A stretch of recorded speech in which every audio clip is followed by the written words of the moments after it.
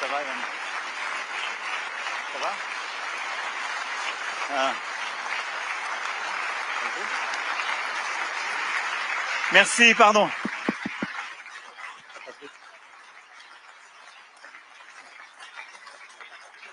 Merci beaucoup.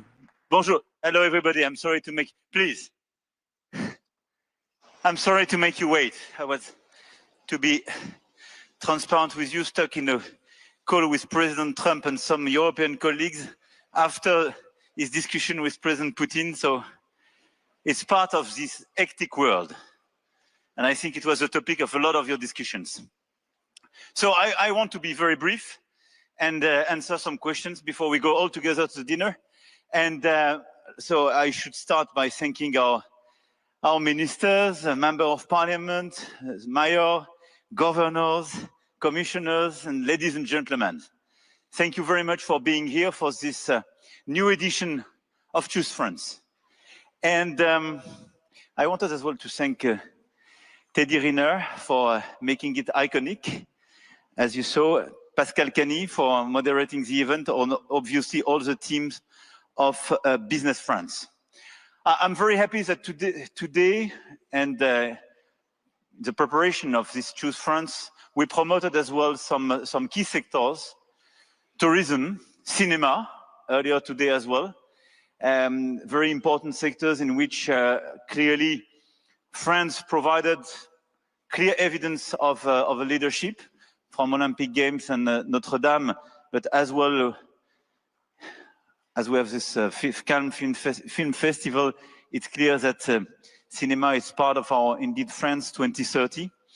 And obviously you delivered a lot of investments in different fields, AI, telco, new vessels, green hydrogen, and circular economy, and so on and so on. And I don't want to here to be too long and quote all the different sectors, but this is a very complete edition where 20 billion were invested, new investments were announced, and 20 billion of AI investments as a follow-up of the summit in February.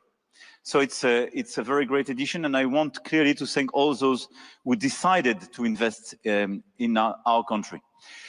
This is a result of a collective work during the past 8 years, where we reduced the cost of capital being invested in the country, we reduced labor costs, we provided more flexibility, we created a lot of sectorial and macroeconomics reform in order precisely to have a much more business-friendly approach. And now, at the French level, the top priority is clearly stability, in order to preserve visibility regarding tax and so on. Simplification, as we have to streamline a lot of regulation, as we are doing, by the way, to go faster for the data centers and so on. And confirmation of a decarbonization track, because we created 2.2 million jobs, and at the same time, we multiplied by 4 the CO2 reduction by simplification, good incentives, and public investment.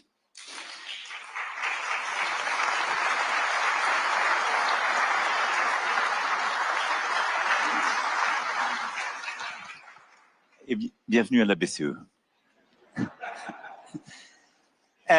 So I want to thank all the entrepreneurs and their, obviously, all their teams, because what you did during the past few years is absolutely incredible. And I want to thank all those who invested during this period of time, because clearly you fertilized these macroeconomic reforms. We passed on top of that some sectorial reforms. But what is of interest now is where we are and where we want to go. Clearly, the situation is not the best one today in Europe. Let's be lucid about where we stand. Because of a risk of desynchronization with the rest of the world. And in fact, if you take the past 2 to 3 years, we had to face a fierce competition coming from Southeast Asia, and especially China, for 2 reasons: level playing field, and the loopholes we have on our own regulation, but we increased a lot of constraints and regulations in a lot of sectors, and at the same time we open our markets to companies coming from these regions with lower standards. And at the same time, very aggressive and efficient financing in China, creating overcapacities and clearly jeopardizing some key industries in our market. And on the other side, we had a very aggressive policy, but it's normal, this is our interest, with Inflation Reduction Act. For those who remember, I was very vocal at that time for the Europeans to synchronize with that. And now the big risk regarding tariffs, and perhaps we can revert on that during the discussion. So it creates a lot of uncertainty, a problem of level playing field for the Europeans, and a new agenda clearly that we have to deliver. Everything was written regarding this situation. We had the Letta report, the Draghi report, and the Commission started to react. But now everything is about the execution and the speed and scale, if I may say, of our reaction. We have to go fast and we have to do big if we want to be back in the race. And for me, it's part of the top priority we have. First, simplification. We had first simplification, thank you, Mr. Vice President, for this agenda. But clearly we are very aligned now with Chancellor Merz and some other colleagues to go much faster, and CSDDD and some other regulations has not just to be postponed for 1 year, but put out of the table. Otherwise,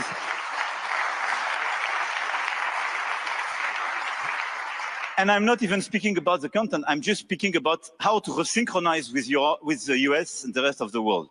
Otherwise, there is no chance regarding the situation if we say we will do it in 12, 18, 24 months, because in your business plan, you will just price the new regulation and I will not change your behavior and your assessment.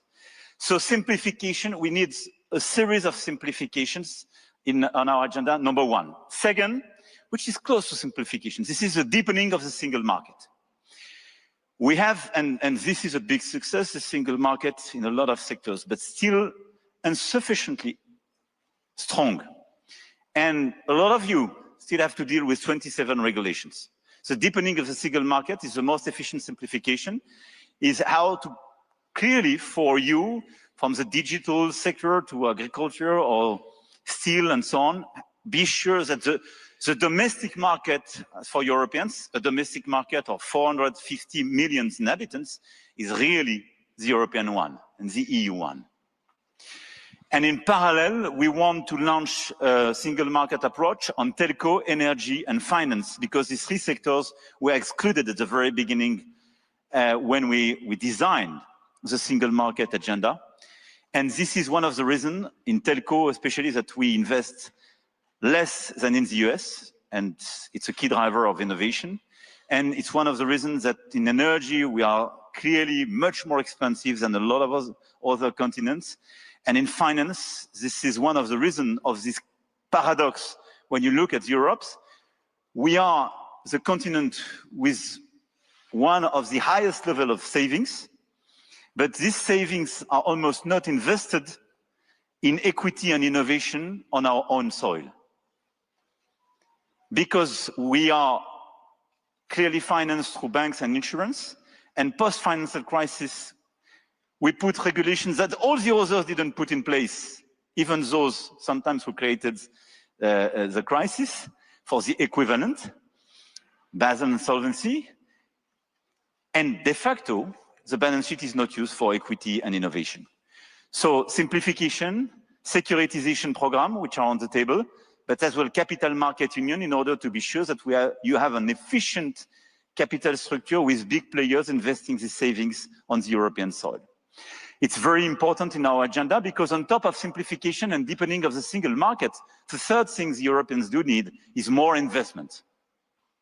We have to invest much more on AI, green tech, defense and security, especially because this is a race.